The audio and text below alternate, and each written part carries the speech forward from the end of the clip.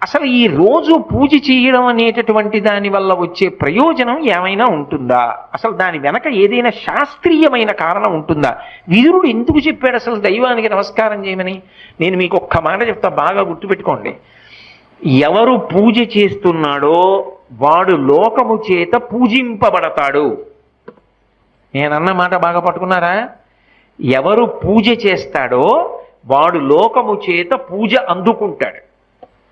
అదేమిటండి మీరు అన్న మాట మాకు బాగా అర్థం కాలేదు, మీరు ఏదో అన్నారు బాగుండదని అన్నాను అంతే అంటారా? మీకు వివరణ చేసే ప్రయత్నం చేస్తా. పూజ అంటే ఏమిటి? పొద్దున్నే దేవుడి దగ్గరికి వెళ్ళో దీపం పెడుతున్నా, ఎందుకు? ఎవరు భగవంతుడు? చంద్ర సూర్యౌచ నేత్రే కర్ణావాసా శిరోద్యౌ ముఖమవిదహనో యస్య వాస్తేయమబ్ధి అంతస్తం యస్య విశ్వం సురనర ఖగో భోగి గంధర్వ దైత్యైః చిత్రం రమ్యతే